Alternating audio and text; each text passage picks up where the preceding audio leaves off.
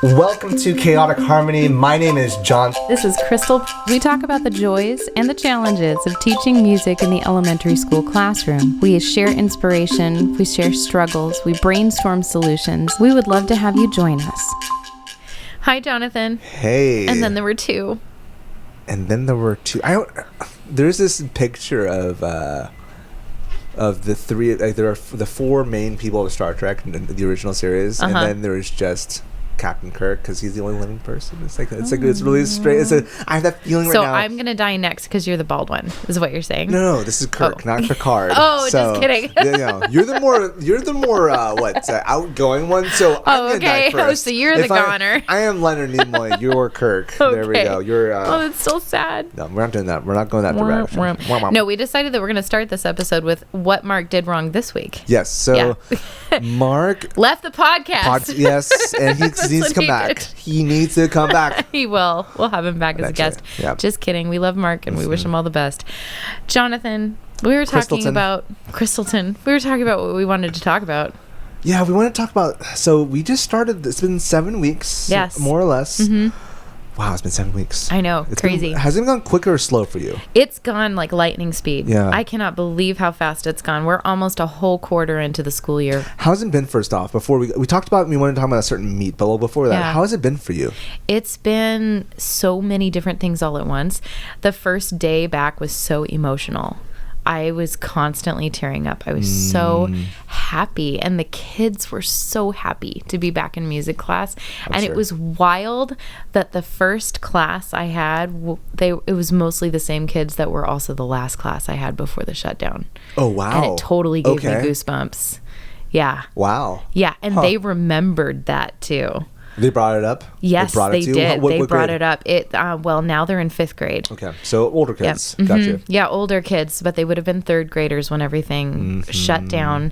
And we had just finished their arts integration for the week, and they even remembered what we were doing that week. And I walked them back to their classroom when I got my phone buzzed in my pocket to say that we were shutting down. And that was the first anything that we'd had that anything was going to happen. And that was it. It was that fast. And that final. Interesting. The last group I saw was my choir kids, because we were preparing for that collaborative concert, whatnot. Yeah. The concert that never happened. But it did happen virtually. We made it work. It did, and you knocked it out of the park. We knocked it out of the park, but thank you. It was my pleasure to serve. So it was amazing. But so the thing is, my choir kids were grades 5, 6 who left the school. Grades 4, there weren't that many kids, so I had the inverse situation. Actually, the entire inverse situation. I mentioned this in the last podcast, where you should watch because you see Mark's beautiful face or listen to his beautiful voice. So, depending on how you consume your media. Now you're stuck with us. Sorry. No, you're not. You're listening. Stop apologizing. You'll scare them away. Yeah. No, they'll still be 5 stars because I will demand it. I will demand 5 stars. But, jokes aside, the first group I saw were a bunch of new kids. I have a group of 5. It's a 5-6 combo. None of them have ever had me in person. Only one of them had me online. So you kind of... That's crazy. It was weird. It's so strange. And so it was very much a resetting of culture. Thankfully, these are an amazing group of kids. There's a little bit of fine-tuning, but that's to be expected, whatnot. Yeah. So... Yeah, it was the inverse situation as you. It's like, oh, there's a bunch of new kids. I have to... At first, before I started teaching, I was like, is this going to be like my first year teaching with these kids? Yeah. Because they're 6th grade as well. Do they have like high expectations? I also have some of Lowry's kids, so it's like I don't know what to expect. Like, but yeah, no, it turned out well. Thankfully. Man, you got some of Lowry's kids. You got some of mine. You got some of Flavia's. Like, whoa! Yeah. I know, it's a weird, fun mix. It's gonna be good. That is fun though, and isn't it so cool to get kids that are new to you, but have had good quality teachers? That's pretty definitely fun. You know, it's always interesting when you start to work with new kids and you see where they've come from. It's, oh, you have that flair. I like it. Oh, I'm sorry, you love strings. We don't have strings in the school. I Sorry. know, right? I had a 3rd grader who knew what tempo meant, and I was like, come hither, child. I know. I haven't raised you, but you know things. Actually, well, we'll get into that in a bit. But yeah, so it was very much... it was a very awkward dance of expectations going from...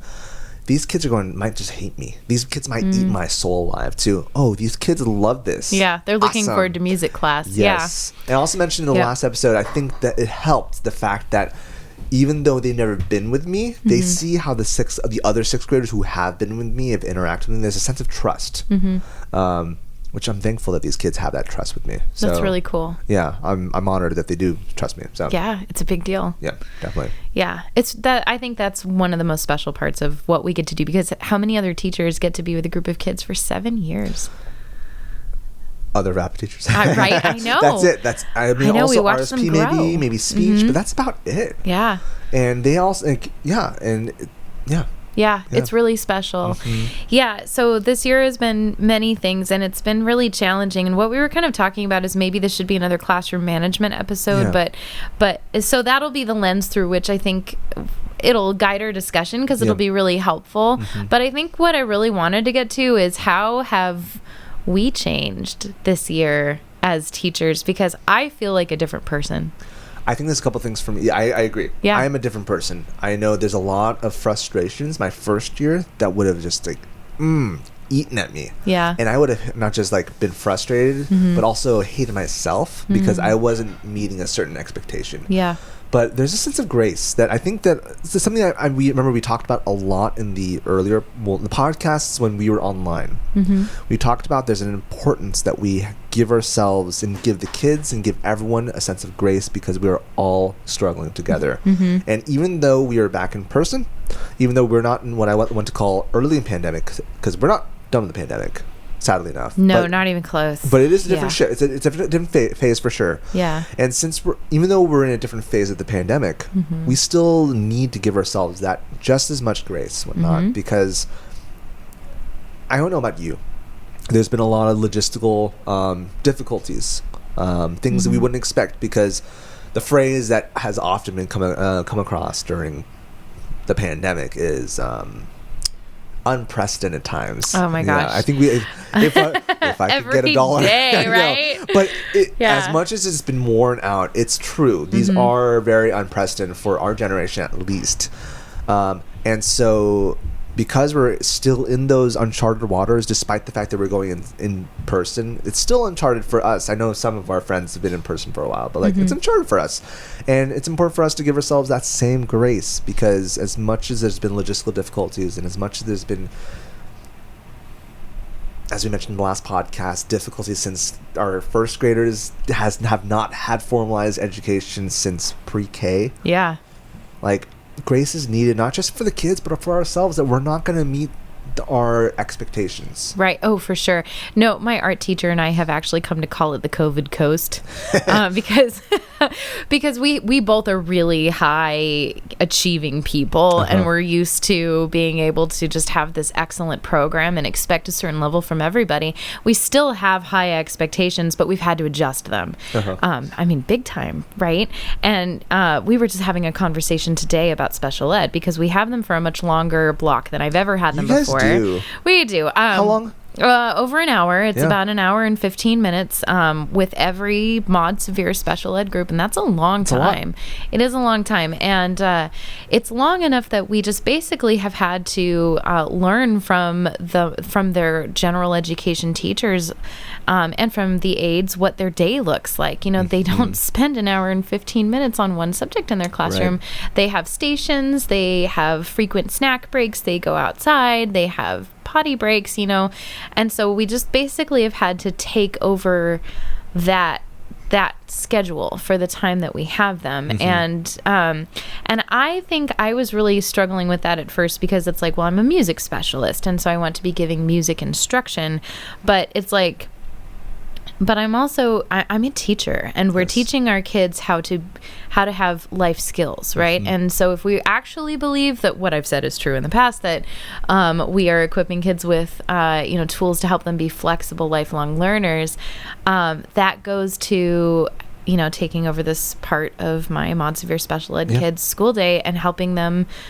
helping equip them with life skills, and that includes like knowing how to make good transitions, knowing how to keep a safe distance from friends when we're outside, like all of these things that we're doing with them that are not necessarily like hold these rhythm sticks and try to keep a beat, Definitely. Yeah, but it's been a challenge for me. Yeah. I actually know, I've noticed that because I've been focusing a lot more on, as much as I mentioned this to you, and like we were having lunch with a bunch of different music educators. I really wanted to focus on giving my kids more vocabulary because I feel like that was something that was lacking.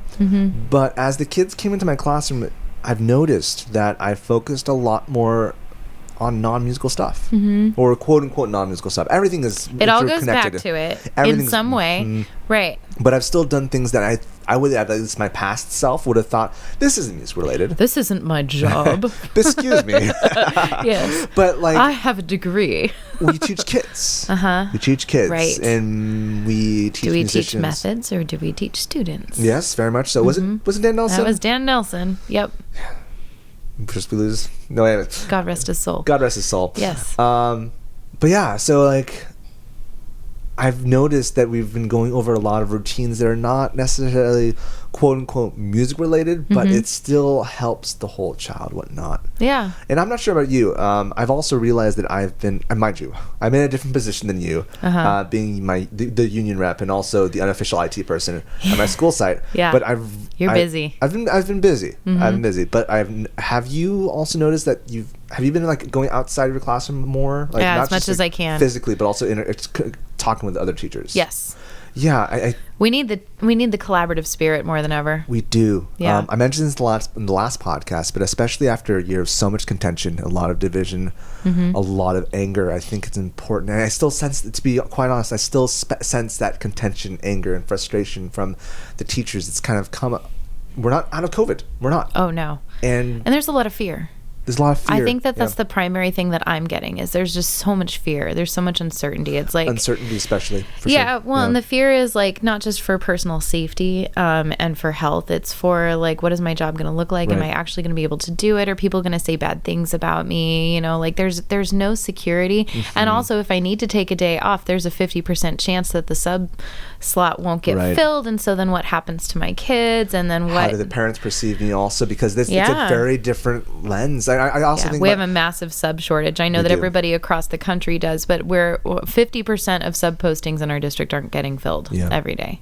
And like I don't know about you, but I know I've talked to several teachers at my school site about just my school site has a lot of veteran teachers. They've taught for a long time, and the fact that there's a lot of things that they can't answer. Yeah. Because so many things are constantly changing. So many things are just uncertain, as you mentioned, and that places them in a position where they feel like they're not the expert that they were before, and it's hard. It is. It's really hard. Yeah. I feel like we're in this interesting moment where it's like we've been in some ways through this great collective experience where we're a little more tender towards each other, and also our experience was so different because our resources are just so vastly different. So we're at a very high trauma school, and a lot of my kids really suffered.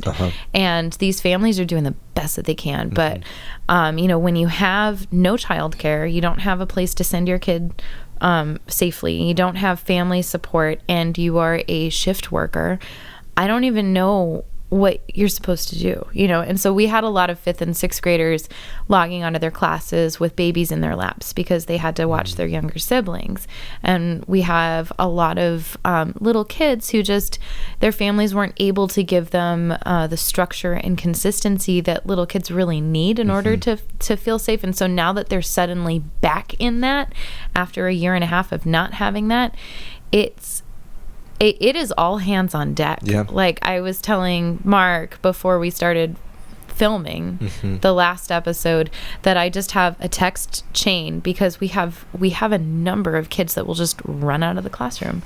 The minute they don't want to do something, they're just gone. Right.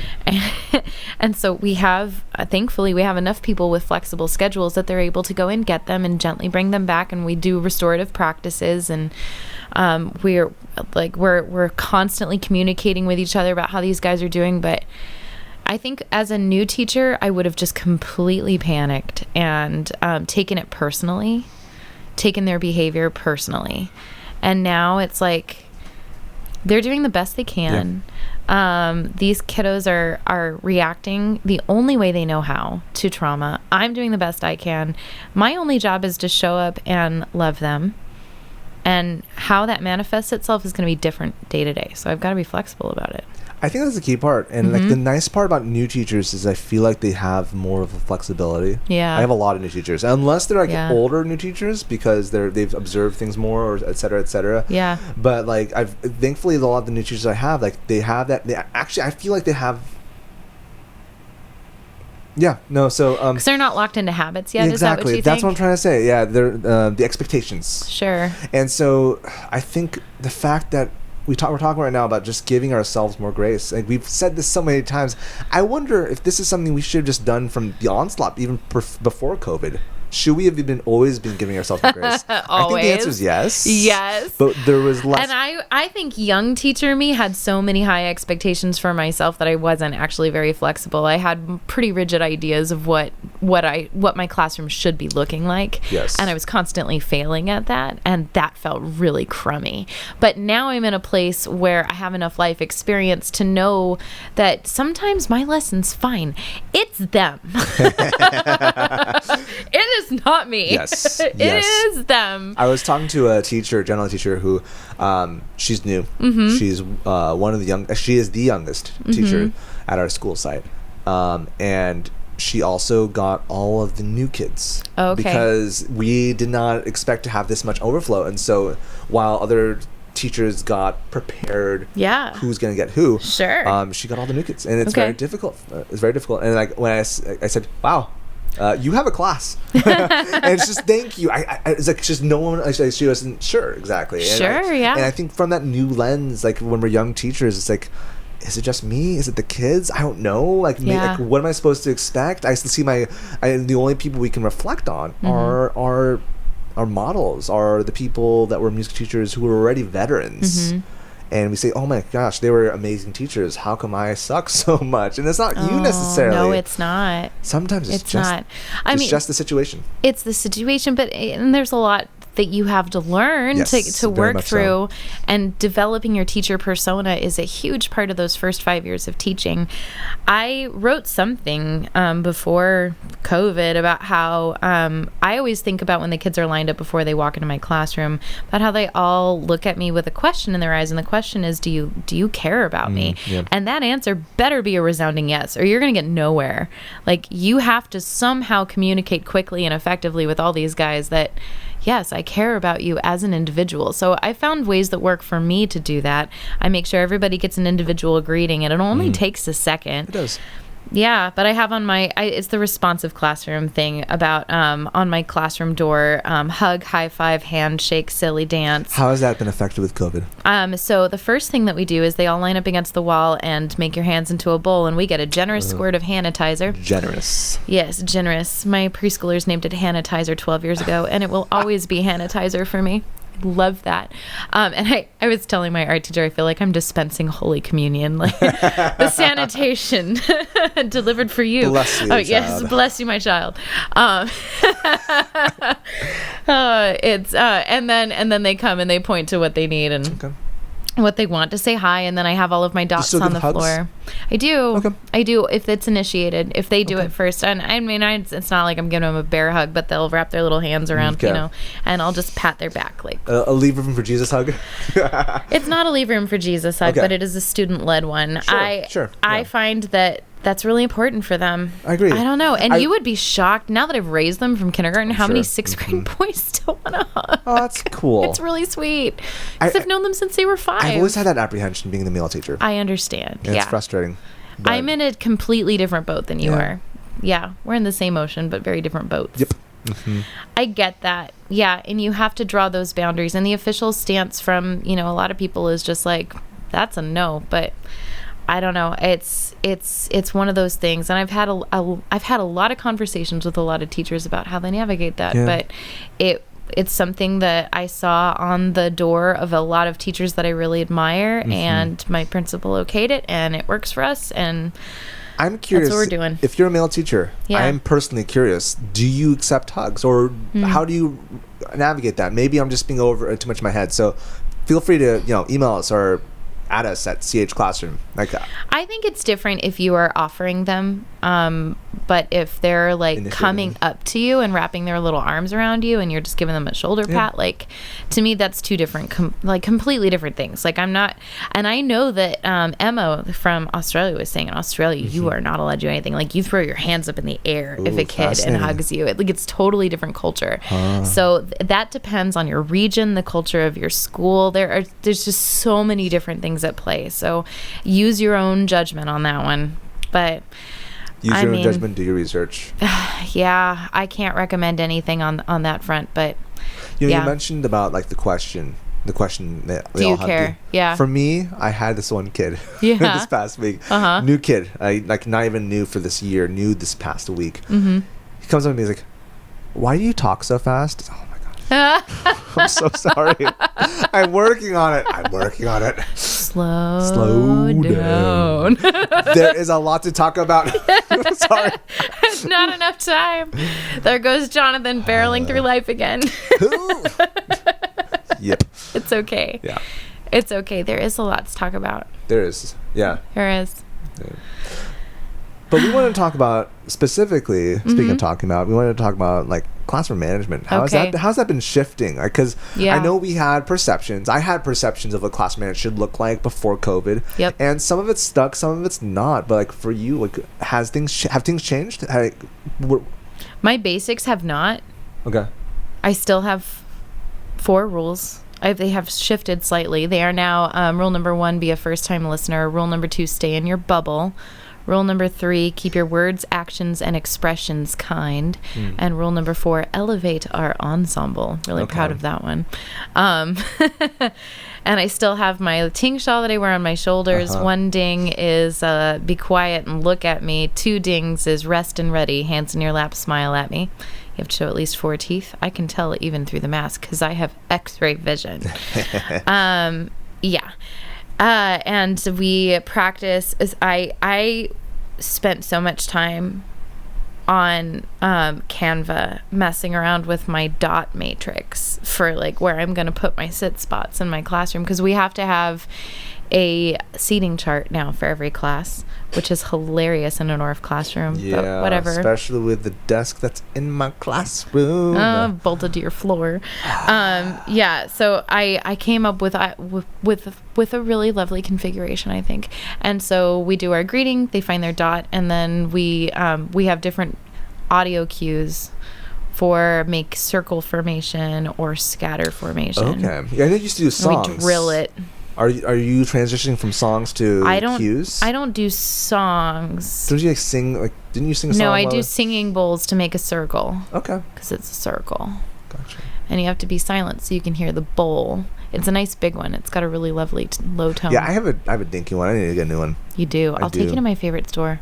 Sorry, no. I have a dinky ting shop. Like my bowl's fine. My bowl's fine, but like the ting shop is just like it has too many bad overtones. I'll still take you to my favorite ting shop and bowl store. So I'm shopping Mark, rest in peace, and I'm shopping with you. Yep, we're going singing bowl shopping. Let's do it. I have so many crystals in my room this year too. You only have one crystal. It's you. No, I have many crystals. Crystal.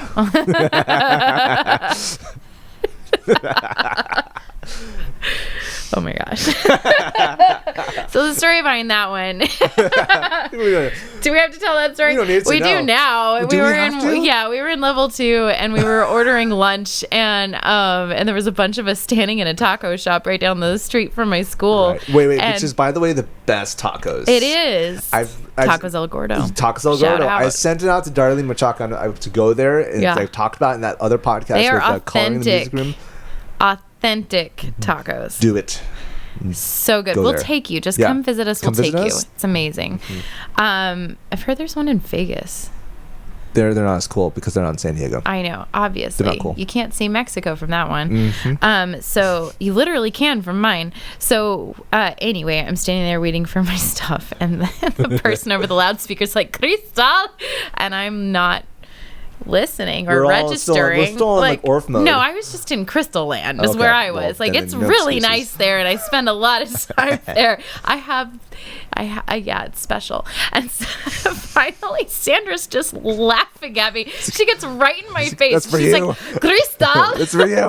Crystal, like poking me. And so for the rest of the week. Yep. Well, I was not the week. Crystal. Not the week.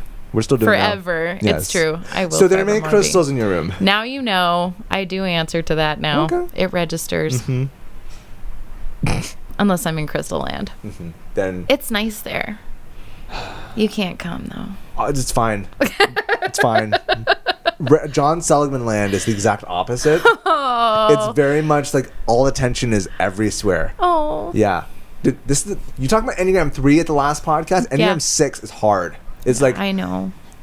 rethinking an uncertainty of every single like action you use. Oh, is this gonna be seen as terribly? Anyways. Do you go to 3 in health? Yes, I do. Come to my side. No, sorry, no. Oh, no, opposite. I go to 9? you 9 in health. You had a 3 9 towards- in health? Yep. Oh, okay. You go to 6 in health.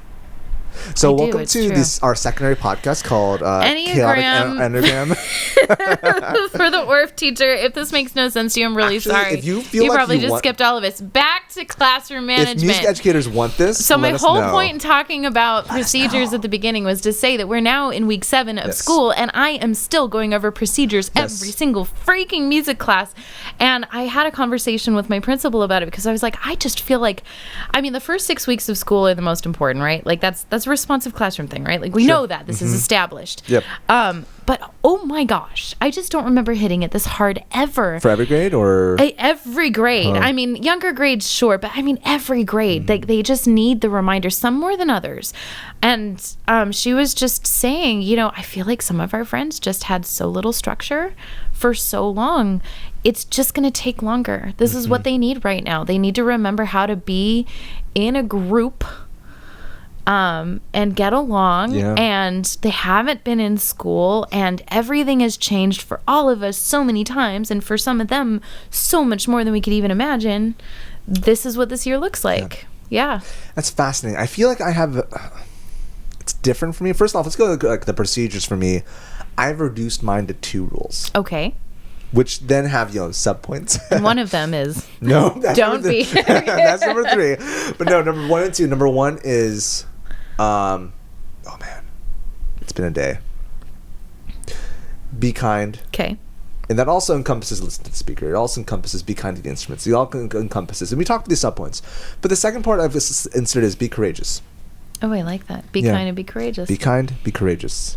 And number 3, but Don't be. don't be redacted. So, but yeah, no, seriously, being courageous is something I still haven't fully had my shoes deep into it, but Okay. it's something I really want to get into because I feel like being kind and creating safe spaces. I mentioned this in an earlier podcast. Creating safe spaces is super important. Don't get me wrong, but understanding what safe spaces can often conflate this idea that if it's a safe space, then I shouldn't feel discomfort. That's not true. When we're learning, we should feel discomfort, and especially when we're learning with other people, we're learning with different cultures, different tastes. If you don't resonate with that, but that's what they resonate, have the courage to confront it. Have the courage to also speak out your voice. I still haven't gotten it down yet, but I really want to get to the point where I'm working on like empowering kids' voices and having I mentioned this in last season that I want to have a not a mantra. What's the word I'm looking for? Slogan. Not a slogan either. Affirmation. I want to Oh, have I kid like that. affirmations where Okay. that our voice matters. Yep. Our voice matters. And so I'm slowly implementing that into the kids right now. But being courageous is, I feel like, the first step. Because if it's just safety, important. Don't get me wrong. But if it's just safety, then the notion of discomfort can be misunderstood. Having courage and safety are 2 slices of the same pie that need to be eaten together. That was interesting. So I'm hearing the outline for your next article. Okay. I feel bad because I'm definitely stealing ideas from different people, but That's what we I do. can citate. That's what we do. I can cite. I know. That's what we do. I know. Everybody's just like swiping from each other. No, there's no original No, ideas. we're not gonna bring up the chaotic harmony section of swiping. Welcome to Jonathan's dating life. There we go. But yeah, so be kind, be courageous, and then each of them have set points. And also something I've really we've talked about the first opening weeks that has been really important. So food, I feel like is not universal per se, but everyone loves food. What kind of food you like, that's up to the person. But we do a lot of activities with food over the past years, but on occasion you'll have kids say ew, and addressing that is it's hard. But I think if you start in the beginning, and it's something I always talk about, is all right, who here likes spaghetti? Is that everyone? No? Is that okay? Yeah, completely fine. And that goes along with the courage that kids should share that they like different things than other people, and also having the courage that you might not like what other people like, and that's okay. So yeah, instilling those 2 bits. Yeah. And I think I've had the inverse situation. It's just a different situation than you. Grades 1 and K have been extremely difficult. Straight up. Especially 1, because you have that expectation that they're older, but they're not there yet. And especially because of COVID. They're not there right, yet. Right, I know. I actually asked our first grade teachers, how do you like teaching kindergarten this year? Let me guess. They're all, no. Oh, they laughed. They were Sure. They have to teach them everything because they've never been to school before. Yeah. Even they take a little bit more time. We had to show a little girl. There was a little girl who didn't know how to do the lock on the bathroom because she'd never been in a public bathroom before. Oh, wow. First grade, she didn't know how to do the slide lock. Oh, wow. I mean, that's what we're dealing with here, they've never left their houses. Yeah. Crazy. I know. Isn't that wild to think about? Yeah. But also, but with the older kids, it's very fascinating. Last year, so my hardest cohort that I currently have, I shouldn't say had, that I currently have, when they were in online, they were all siloed. And it was, emotionally difficult, don't get me wrong, but it also allowed the quiet kids to speak up and sing out, and they are extremely creative. It's always the case, nearly always the case. The ones that are difficult to work with don't see the lines, and they see outside the lines, and so they're very creative. Yeah. And so anyways, so now that we've transitioned back, the quiet ones have spoken out more, and they keep the ones that are a little more what's the word I'm looking for? Not rebellious. The ones that outspoken, maybe? The more difficult students. Okay. Overall, the more difficult students, the ones that were initially quiet, the ones that were initially quiet, they kept them in check because they now recognize their voice because the year of COVID, they were able to finally speak out and sing out. It's easier for some of our more introverted kiddos to engage that way. I know there was a little boy in 6th grade when everything shut down, and I felt like I was teaching a different kid online because he was so engaged and he was just so self-conscious in person. So yeah, it was interesting, and it really drove home to me that we need to give kids more than one way to use their voice. And so increasing opportunities for them to let their voice be heard. Oh, man. And that's so hard to do in a very limited amount of time once a week. You see 500 kids. Well, 500 kids, you 400, something between that. Yeah. Yeah. And some people even more than that. But choice matters. Communicating that you care. And also, I have this phrase running through my head. So I was thinking about... I feel like I have to preface this a little bit.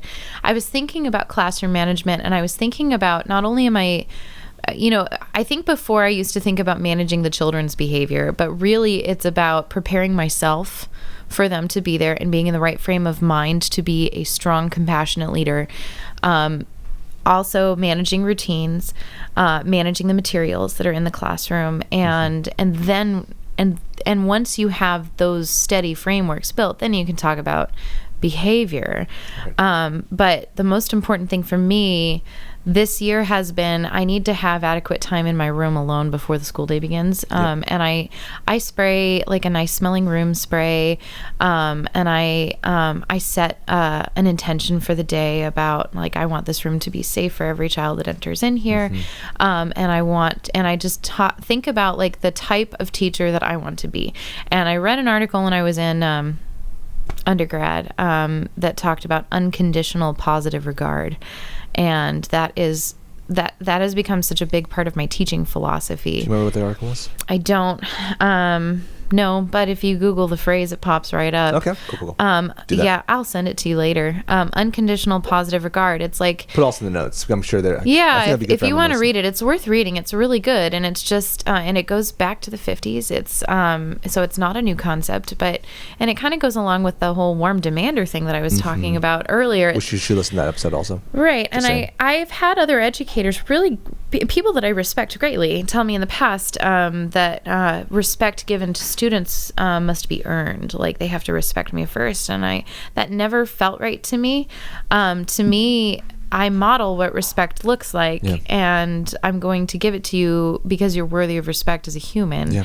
And no matter what you do, you might be making poor choices, but I will always regard you with positivity and knowing that you can grow.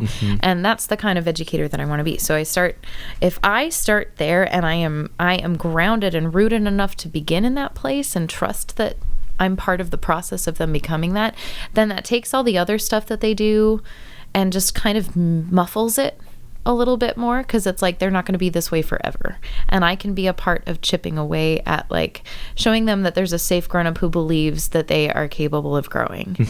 And that's really hard when somebody grabs your bass metallophone bar and, like, beats the crap out of your countertops, or like rips my music notes off the wall, it's or tough. Tears my pom-poms down, because we have issues that I can't even begin to comprehend, like some of my kids face some really hard stuff, and I think we all have those stories as educators. But definitely. Yeah, but I think what you mentioned, there's always a new beginning. What you mentioned earlier was very important, and you mentioned all the time, and I've always like pushed back against it for whatever reason.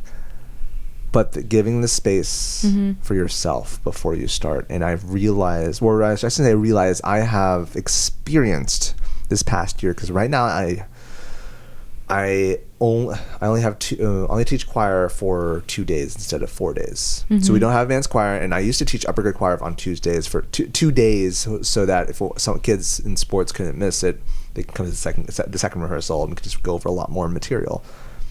Right now, we're only doing 2 rehearsals: upper grade choir, lower grade choir. That's it.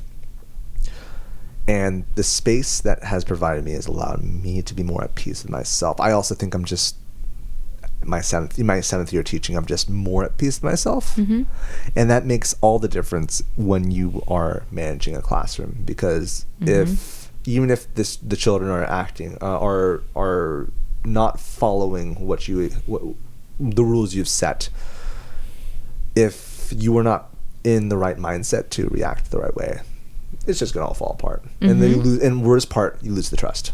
I think that's the worst part. You lose the trust. Right. So that's hard to come back from. And it's not impossible. It's not impossible. I mean, if I ever have a human moment where I'm less patient than I want to be, I fess up. I do it with my own kids, and I at home, and I do it at school. Yeah. And just say, I'm sorry. That's not the kind of grown-up that I want to be. Yeah. Rule number 3, be kind. Ms. Pridmore's working on it too. For you, rule number 1. Yeah. It's a good rule number 1. Yeah. I think it's important for kids to see adults model what saying they're sorry after they make a mistake looks like.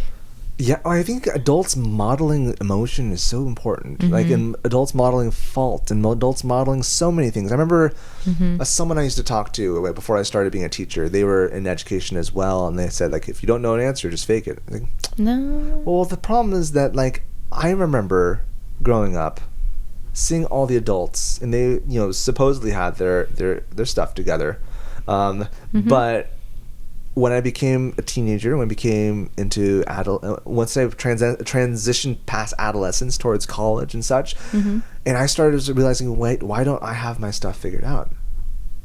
What's wrong with me? Why am I broken? Then little to know that every single adult Everyone's is suffering the same situation. Exactly. So why can't we as teachers be more transparent to our students? And then you get the kids who were like, well, they're just full of it, and they like figure it out. Yes, the smart ones figure out, they're lying. No, it's not smart. It's more cynical. Well, the smart in the sense that they realize that there's more than what meets the eye.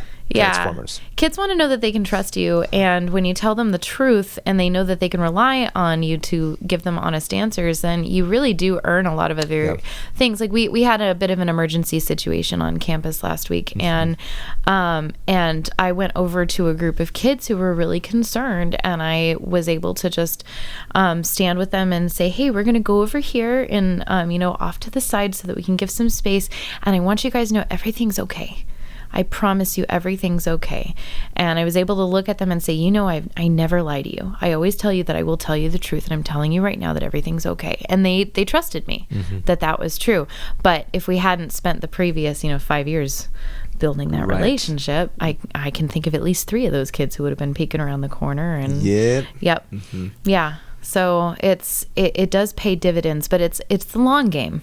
And I think that notion of like respect is earned. That's problematic. That's ridiculous. I agree. Like if you think about any other relationship, like that's not the case. Respect is not earned. Respect is understood. Yeah. I think that's probably a better way to. Well, I think that it's two-way. I agree. It's really hard. It's really hard to balance that. Like this it's a more old school idea that kids should automatically respect adults and treat them a certain way because they're adults. And I like to think that that's true. But it's just simply not. Yep. It's just not. And so the faster you get over that, the faster we can all like be successful and find other strategies that do work. We need to follow our instruction because we think that we know better than you, and like in many regards we do, but that doesn't mean that you should respect, because we haven't gotten there yet. Right. We haven't gotten there yet. It needs to be built upon both parties. Right. I'm going to ask you to trust me. Yeah. That's a language that you can use. I'm going to ask you to trust me or to take a risk with me. I remember someone posted this, like it was a TikTok, and it was like a teacher was reflecting, like, this was the most real thing someone said, and so the teacher was saying they were on a bus for a field trip, like, I need you to act like an adult, and the kid says, why would I? That's a terrible idea. It's like, and he said to the camera, it's like, he ain't wrong. Yeah, they give it to you straight. They do. They do keep you honest.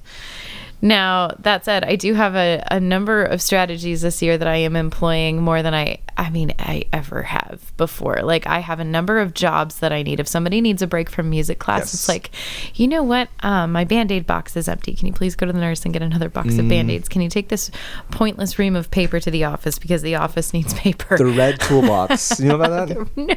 Oh, man. I don't remember where it was. I feel like it was at my master's program. Someone was talking about this. One of the professors, like, they used to have this red toolbox.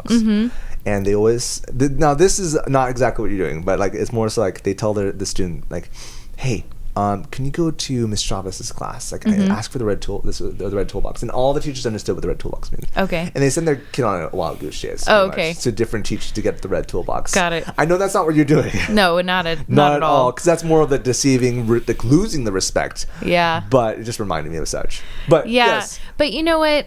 Sometimes a quick walk, like a 5-minute walk to do a quick errand and be a helper, can correct so many things. So if somebody's just in the wrong headspace, but I know that they can bounce back if they just get a break, like sometimes they just need a little fresh air and a change of scenery and a little quiet, because that's the other thing that we talked about coming back. A lot of these guys who hadn't been in the classroom for 15 months, being back in the school environment was so overstimulating and so loud that they were getting headaches every day.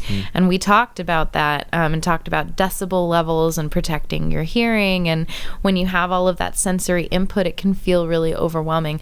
And I was thinking maybe we even need to talk about that after summer break or winter break, when we're used to being at home in our houses, because I know we always joke about how there's no tired, like first week of school tired, and that is not a small part of it. It's true. Yeah, it's sensory overload. So I remember sometimes you need a sensory break. Like I remember, for myself, I was at the San Diego Zoo for, I think it was my friend's birthday. Was it friend's birthday? We were just hanging. I'm not sure. We were at the zoo, and that was the first time I was around so many people. And this like the first time I've been to outdoors, been to Starbucks before, went to like one place, but the zoo was packed. And this was the first time in a long time. I even ran to Mark.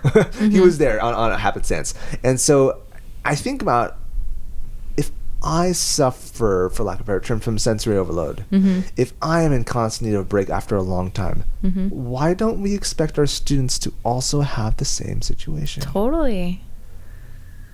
Yeah. Empathy. It's an important part of being an effective educator. Part of me wonders if I'm trying to focus on vocabulary, empathy is a big word. Yeah. But if I instill that into the kids at a younger age, maybe that's something I should have my rule set. I think that that's a great one to explicitly teach, and I think that we teach it in so many roundabout ways in music class too, because you can't be empathetic without having a fully developed imagination, and that is the number one thing that we do in music class, right? Creativity. Wait, we do imagination? I thought we just touched. This is a quarter note. This is a beat. Do it.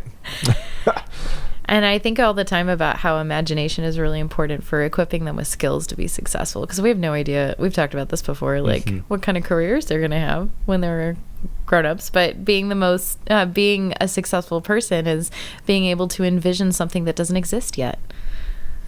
You can't bring it into being if you can't picture it first. Yeah. I think that's just a needed thing for all humans. I agree too. Just being a happy, well-rounded person, you have to have a good imagination. I think the other thing that I'm really working on this year more than ever, and this is an ongoing thing every year, but I'm working on not getting into power struggles with individual students. Oh, with students, okay. Yeah. Yeah, you know, because it's really tempting to do the whole my way or the highway thing. It doesn't work with a lot of kids. Sometimes it does, but it's very ineffective with quite a few of them, especially if they have like an oppositional defiance disorder or diagnosis. No, it's not. That's the key part. It might work once, and that's great. But there are some kids you dig in, they dig in harder, and nobody's gonna win. And then the end, you got to teach the next class afterwards. They just go back to recess. They don't care. Right. You're all wound up. Yeah. You're in a whole state. Yeah. And so I've kind of figured out a couple ways to do it. I won't address them.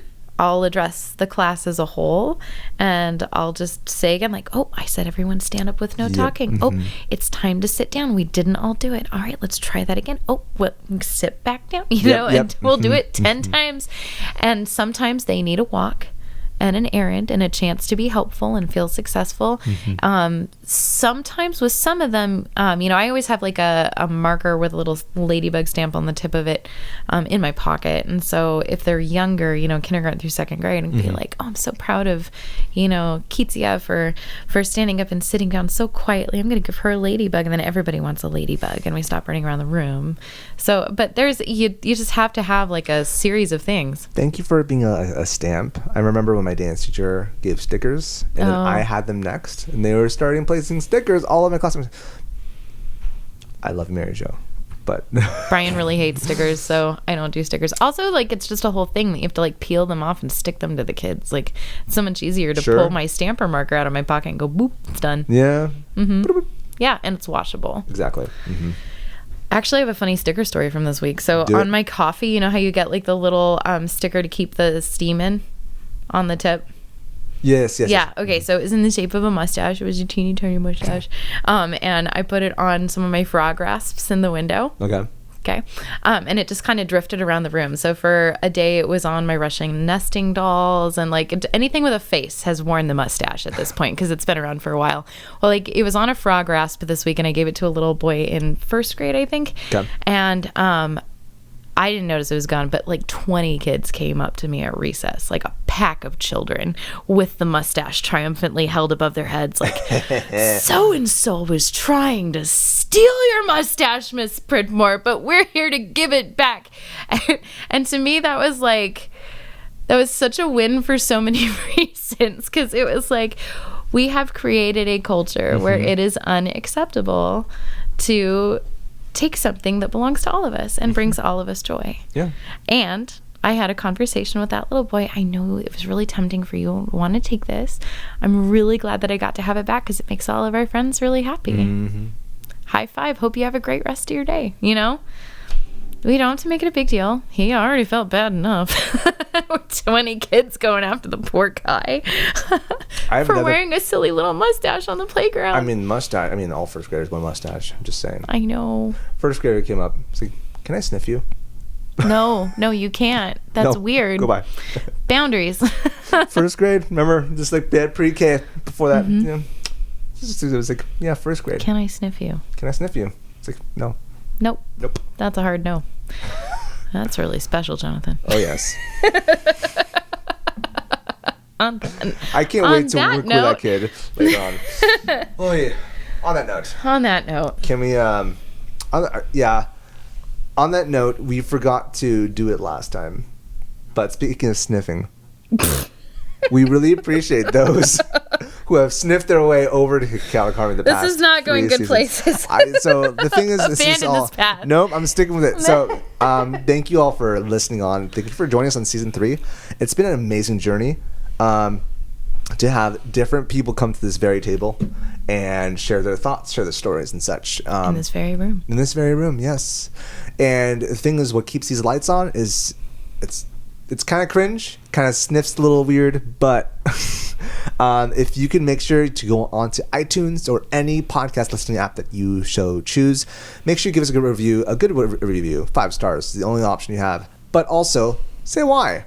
And also, you can always contact us at chaoticharmony at gmail.com if you have Chaotic Harmony Classroom. My apologies, it's been a while. It has. chaoticharmonyclassroom at gmail.com. If you have any questions or concerns or how you sniff like, you can send it to us there. We are always so thrilled to get non-spam email. Yes. We would love to hear from you. Definitely. But also as well, we know many of you guys watch on YouTube, but even if you don't, even if you're not a YouTube subscriber, please, if you're only listening to podcasts, stop your car wherever you are. Stop in the median. Just turn on the median. Just pull out your YouTube app. Just click like, subscribe. That's it helps, once again, keeps these lights on and helps these conversations grow more and more and helps this community grow. So, once again, thanks, guys. Thanks, guys. Spiccato coming after the break. I want to take a quick break and thank my husband, Bryan, who's been working behind the scenes producing these episodes every week on all of the platforms and on time. But you need to know that he is first a financial planner for Mission Trails Financial.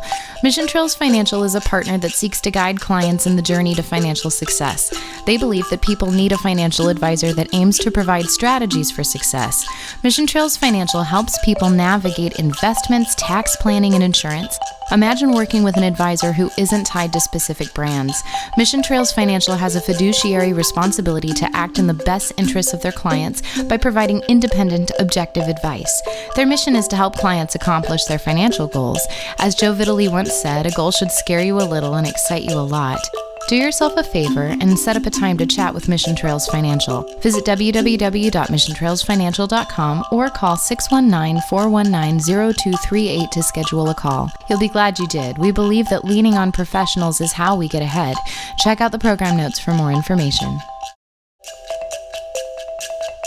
I'm ready. There you go. I got this present from my sister-in-law. Okay. I did not read this one to my kids because, but I love Sandra Boynton. Okay. And so I had a lot of Sandra Boynton books. Okay. So this is Dinosaur Dance. And I'm going to read it, okay? Zang, bop, kiddly pow, the dinosaur dance is starting now. Kiddly pow, love it. The blue stegosaurus goes shimmy, shimmy, shake. The red brontosaurus goes quivery, quake. Triceratops goes tippity-tap, and pterodactyl goes flap, flap, flap. Tiny little dino goes dee-dee-dee. I don't know his name. What could it be? James. Velociraptor twins go bompity-bomp. Tyrannosaurus rex goes stomp, stomp, stomp. Iguanodon goes dibbity-da, and the tiny little diny goes cha-cha-cha. Yes, the tiny little diny goes cha-cha-cha. Now, everybody wants to try the cha-cha-cha. That's awesome. And isn't it fantastic? Fact. A large majority of boys love dinosaurs. Oh, totally. Dude, I remember back in the day when Jurassic Park came out, blew everyone's mind. So, great that they're tying to dinosaurs. I love it. What was your favorite dinosaur? Stegosaurus. Oh, okay. Yeah. That's a good one. But a Stegosaurus, Stegosaurus or Ankylosaurus. I like both of them, but the Stegosaurus, they're just big and they slowly move. The Ankylosaurus, they can crush things with their tail. They have a ball and chain with their tail. That's a dope chicken. Totally. Yeah, don't want to mess I with loved thing. the Brontosaurus, and now it turns out that they weren't a thing. Yeah, that was always on one. Brachiosaurus were a thing. Brontosaurus weren't. Weird. I know. Yeah. I was crushed. But anyway. Find the Ankylosaurus. What popped into your head? How would you use it? Oh, man. So all these... Movement. All this, exactly. Going back to the John Seligman on brand. Yeah, but this is like written for movement. Oh, yeah, very much so. Yeah. So, am I not allowed to say movement? I need to be more specific. You are. Well, yeah. I mean, but start there and take it somewhere. Okay. So, first off, the red Brontosaurus is a fake. I know. So, I think what I might do is I might split the class into different dinosaurs. Or maybe they can choose what dinosaurs they want to be. And so, when they... as we read the book, we have that group do tippity tap. Tippity tap. I think it should be a flippity flap, not flap flap flap. But that's my preference. You can change it. And then I choose because there's this dinosaur that's in like all the other pages. Like has such a scared face, like no clue what it's doing right here. So we choose one kid to be the dinosaur who has no name. What it could be. They could do whatever movement they want. Oh. And then the final portion. Everyone does the cha-cha-cha. Except him. He's still confused. He's just confused. Yeah. He's just crying on the floor. Yes, it's cute. I think that's what I do. Yeah. So split the kids into groups, or kids choose whatever groups they want to be, and then they do the movement based off the book. Very cute. Yeah. How about you? I mean, I was picturing a rondo, so really similar. So the cha-cha-cha would be the main part. Yeah. Would you have instruments as well, or just I would. I would do something with the drum. So I haven't fleshed it out yet, but I just got this yesterday. Okay. So I was thinking about doing the cha-cha-cha with maracas and drums and just keeping it really simple, but then doing what you were saying and divide them into groups and having different groups and there's so many different things you could do. Yeah, I love it. But maybe taking those movement words and writing them out as rhythms. So pterodactyl. Word chains. Right? Yeah, word chain. Well, or Tyrannosaurus Rex. Tyrannosaurus Rex. And then you've got yourself an ostinato, put it on the Orff instruments. Tyrannosaurus Rex, Tyrannosaurus Rex, Then you can go into anacrustices and talk about what that's all about. Absolutely, first grade. Oh, yeah, of course. Yeah. Or at least you can introduce them and have them, build on it for later. But something we don't do enough. Listeners, if you have an idea, if you think ours is amazing, or if you think ours is hot trash, let us know and then send us what you would do. It would help, though. Once again, I know some of you guys are listeners, not viewers, but if you want to see what this looks like, do watch the video and then once again let us know in the comments or send us a message. Yeah. What you do. Dinosaur Dance by Sandra Boynton. I was looking for the big book version of this and it does not exist. It only exists in tiny little board book fashion. That's ironic. I want posters of every page of this book. You think the Dinosaur Dance would be big? Well, it's meant to be read with little babies. I know, but it's a dinosaur. This would have totally been Preston's favorite book when he was a baby, but alas, it is not. Alas. That ship has sailed. But I want to blow it big, and I want to just like one page per group and put them around the room. So this is a concert right here. Dope chicken. It would be legit. Yes. Okay. Shall we? I don't have a round of the week. We can pull an old one. Or we could do walking home on a windy afternoon. How does that go? Do you know Rocky Mountain? Rocky Mountain. Okay, perfect. Okay. Round of the week. So today is not going to be a round. It is going to be a partner song. Okay. So first we'll do Rocky Mountain, and then I'll teach you Walking Home. Okay. So here's Rocky Mountain. Rocky Mountain, Rocky Mountain, Rocky Mountain high. When you're on that Rocky Mountain, hang your head and cry. Do, do, do, do, do remember me. Do, do, do, do, do remember me. Is that an okay key for you? That's fine. Yeah, just the opening notes was different than when I was Rocky Mountain, Rocky Mountain, Rocky Mountain high. When you're on that Rocky Mountain, hang your head and cry. Do, do, do, do, do remember me. Do, do, do, do, do remember me. Good. And then the partner song is walking home on a windy afternoon. Or it's rainy, sorry. Walking home on a rainy afternoon. Umbrellas up, gonna get me home real soon, real soon. Singing as I'm walking, lie, lie, lie, lie, lie. Singing as I'm walking, lie, lie, lie, lie, lie. So you do Rocky Mountain, and I'll do Walking Home. Start. All right. 1, 2, ready. Rocky Mountain, Rocky Mountain, Rocky Mountain high. When Umbrellas you're up, on gonna the get Rocky me home Mountain, real hang your soon, head real and cry. soon. Singing as I'm walking, lie, lie, lie, lie, lie. Singing as I'm walking, lie, lie, lie, lie, lie. 5-1. Uh-huh.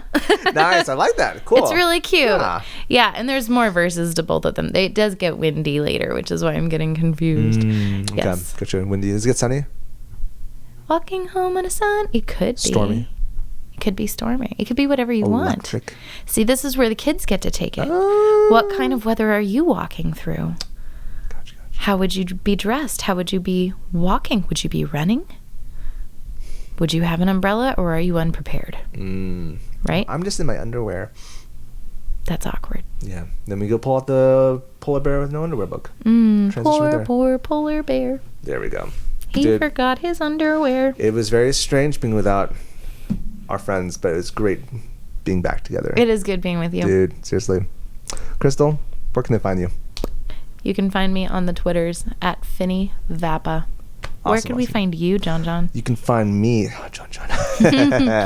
John. I guess I say that also on my Twitter, John, whenever we have that California Arts and Chat. Silly. But you can find me on the Twitters or the Instas or the YouTubes now at Mr. Seligman, MrSeligman. Or you can also contact us. Once again, we've said this before. We do also mean it, by the way. You can contact us at CH Classroom on Twitter, on Instagram, on Facebook, I believe. That's right. And YouTube's a little different. If you would like to send us your audition video for third host, we're looking for someone with a dynamic personality and special skills. I would love to see your skills. Yes, hardcore skills. Show us your skills. Okay. At chaoticharmonyclassroom@gmail.com. Contact us there. Thanks, guys. Bye. Bye. The Chaotic Harmony podcast is a joint project between Crystal Pridmore and Jonathan Seligman. You can find us online at chaoticharmonyclassroom.com. You can email us at chaoticharmonyclassroom@gmail.com and let us know what you think. Give us feedback about what you would like to hear in future episodes. We're on all the socials. Find us on facebook.com/chaoticharmonyclassroom. You can find us on Twitter at CHClassroom, Instagram at Chaotic Harmony Classroom, and you can even find our episodes on YouTube. Chaotic Harmony is the name of our channel. Special thanks to Bryan Pridmore for his help with production and equipment. www.pridmoria.com.